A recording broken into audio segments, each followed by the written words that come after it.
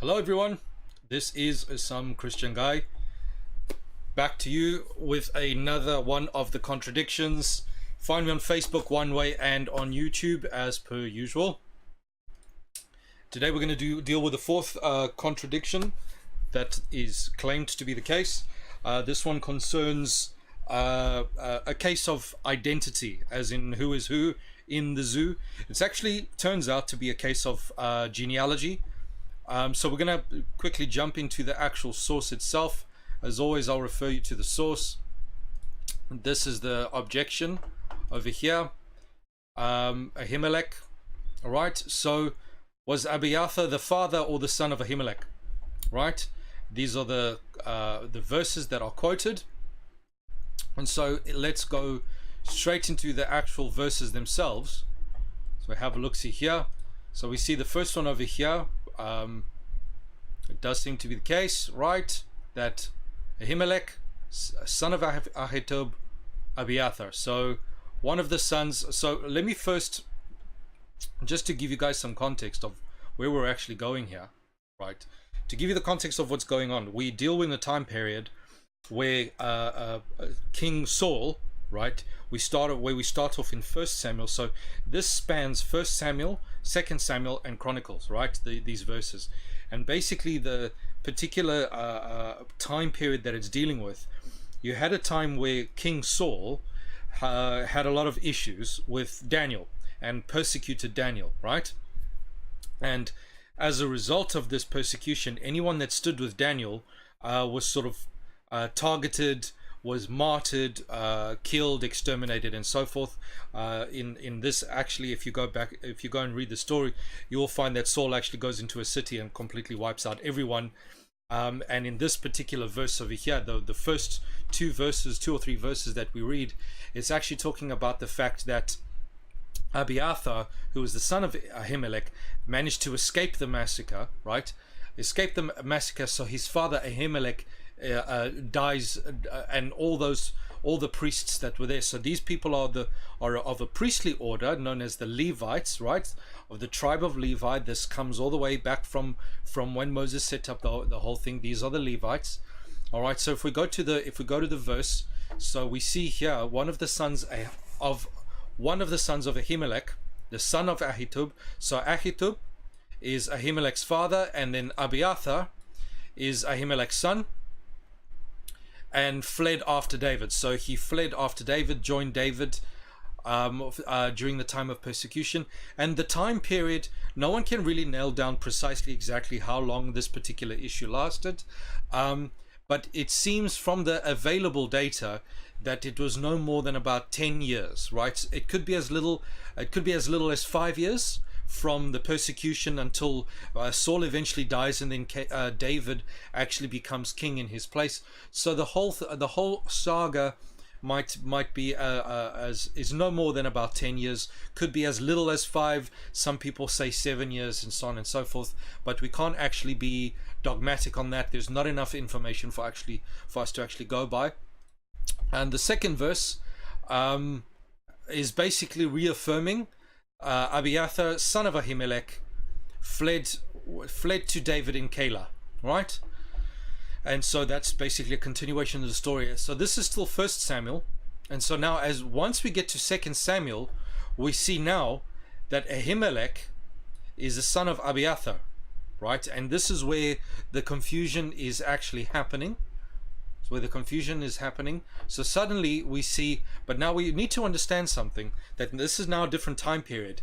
At this point, David is now king, right? So from 1 Samuel, we'll go from a time where David was in a sort of an exile. He was being persecuted with his people, and now in this particular setup, it's now towards the end. So this decade period that I was talking about, this is now sometime after that, okay? So we are talking about different times here. And so whenever you're reading about things, if you want to resolve contradictions, I'm not saying that it is a time issue necessarily here, but we need to be cognizant of the fact that things happen over different times, okay?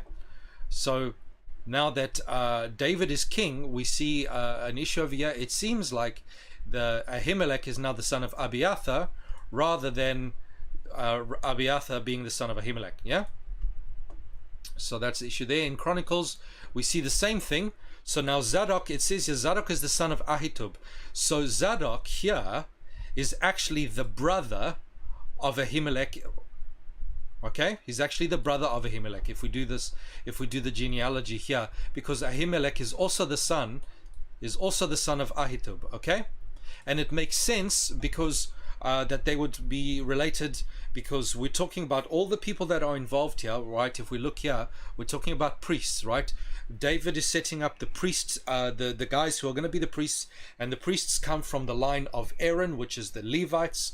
So they're all going to be part of the same tribe, and they're going to have pretty close relational connections. Okay, so Zadok here is actually the son of Ahitub as well. So it would appear that if, depending on what's going on here, these guys would be this Zadok would be their uncle or brother or something to that effect. Okay, and then in Chronicles it sort of reiterates the issue. It affirms Zadok the priest, Ahimelech son of Abiather, before, and they were priests, right? So now they were set up as priests. So for the sake of the explanation, I want to point something out here, that we have here we're dealing with two households, because one of the explanations deals with an issue that these individuals might be different individuals but with the same names, right? And we have two different lineages, right? One from the line of Eleazar and one from the line of Ithamar. Okay, so whoops, I'm gonna mess that up now. Okay, one from the line of Eleazar. Okay, Eleazar, and one from Ithamar, because Aaron had Aaron, back in the time of Moses, Aaron had 4 children. Okay, so let's now go to the board, just for make it simpler, because this was actually you got to sort of really read quite carefully. Now, before we begin to establish what we established right in the very first video, right? If we grant, right, hypothetically speaking, if we grant that this is somehow some major contradiction, let's say it was, does it affect what the Bible says of itself, what it is good for? So for doctrine, reproof, etc. The answer is no. Right? Even if it is a contradiction, this particular name or father son change, this name issue, does not affect any biblical doctrine whatsoever. Therefore, in terms of infallibility for doctrine, which is what Christians affirm, right?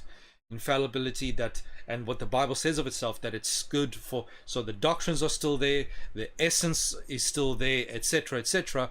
It all remain, even if this is actually a contradiction, it doesn't actually matter at the end of the day. Even if it is a contradiction, everything is still intact. It doesn't touch the Christian affirmation of biblical infallibility, because when we talk about biblical infallibility, we're talking about the doctrines, the essence of it is still the same as what it was thousands of years ago. And if there are maybe a copyist error here and there, it's irrelevant. That's not what we mean when we're saying something is infallible, because we know human beings, when copying things down, can make slight grammatical errors and things of that sort. That's why we have different translations of the Bible, because we're trying to improve on the language and things like that, and mistakes can be made. We understand that it's humans that are infallible, not the Bible, right? And so the essence, the doctrine, is all still there.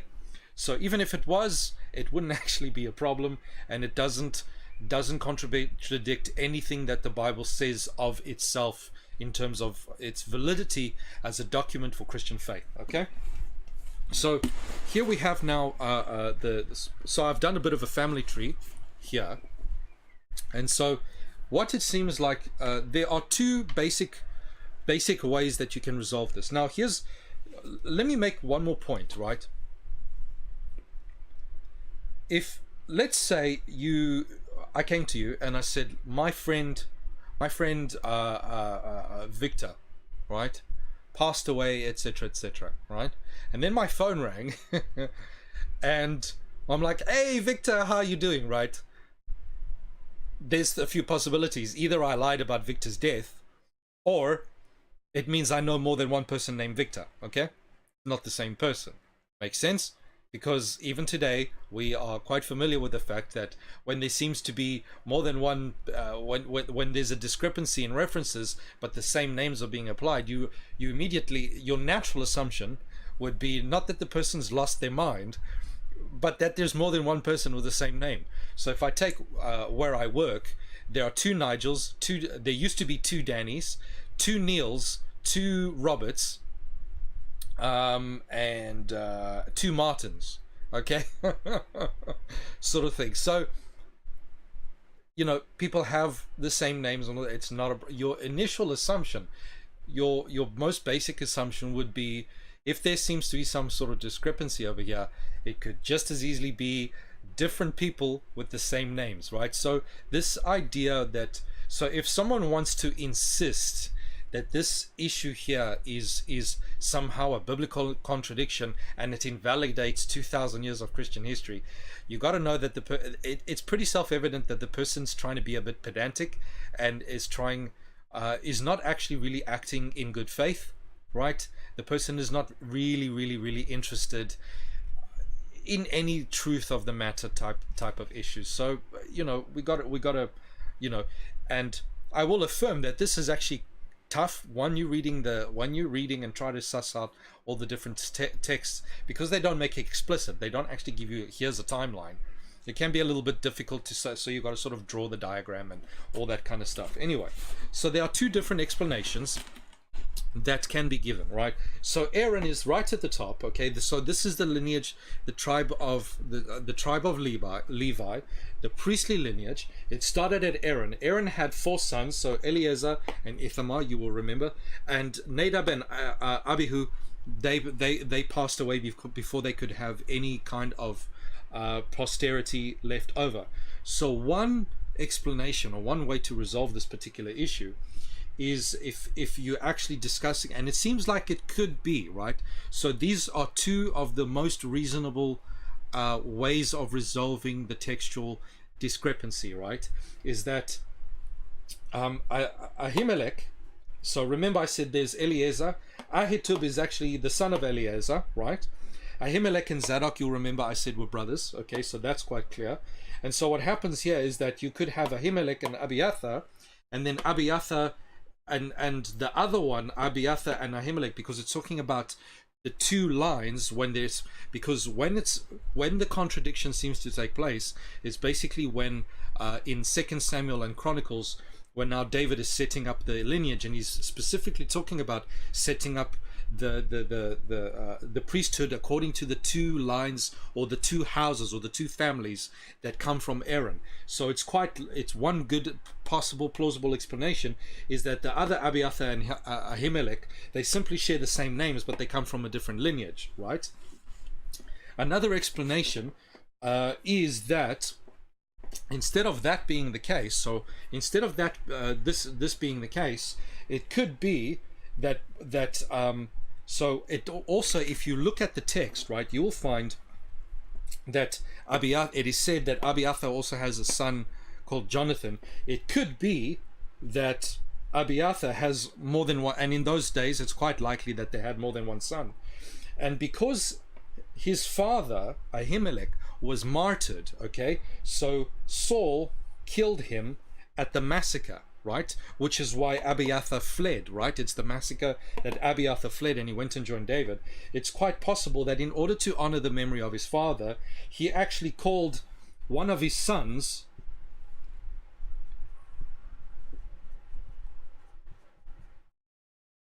Ahimelech as well. So there's no contradiction, and so you basically would, in the context of the verses and things provided, it's quite possible that Ahimelech and Jonathan are just one of his sons, and Abiather named Ahimelech after his father, in order to honor the memory of his father for having been martyred. And for whatever reason, this character here, Ahimelech, is not, because it mentions Zadok and Ahimelech being priests. It doesn't mention Abiather being priests, right? So it's quite possible that this is not the case, and that Abiather comes from that that the Abiather and Ahimelech is this line over here that we're talking about over there, or whatever the case might be. So it's easily resolved, and then you have a lot more names listed in this particular context here, because this family line was quite a bit larger than that one. So we see this actually double the size. They managed to find 16 chief men and only 8 chief men for that family. So that's how it can be reasonably sorted out. Is it a contradiction? No. It's not a contradiction whatsoever. It's easily resolvable if you're dealing with a text honestly, if you're acting in good faith and in goodwill, trying to not be too much of a, of a so and so, and so it's not a contradiction. And even if it was, it wouldn't, so when we're sitting here, so for myself, I know a lot other people might be the case, but because for me, even if it was a contradiction, it wouldn't affect what I believe about the Bible anyway, because my view doesn't rely on every little thing like this being 100%. So my being able to resolve the issue is not me just trying to resolve it for the sake of, because I'm trying to preserve the faith or anything. I have nothing invested necessarily in it being resolved. So this is a long way of saying that I'm being fairly objective, because it doesn't actually matter to me one way or the other. And the two explanations, whether it is two different lines or whether it is just the one guy giving his son his father's name, it's quite possible. People do it all the time. For example, I have an uncle in Brazil. His name is Jacques, otherwise known as Jacob in English, and my cousin, his son, is called Jacques Jr., is Jacob Jr. It happens all the time. Okay, so it's not a big deal. So if someone wants to be pedantic and ridiculous about it, then they're just not acting in good faith. And so far from what we see, I mean, we're only four contradictions in already, and we can see that the degree of whoever put this together. So this is if we go and look, we're talking about let's go see the names of these people, right, that are that did this.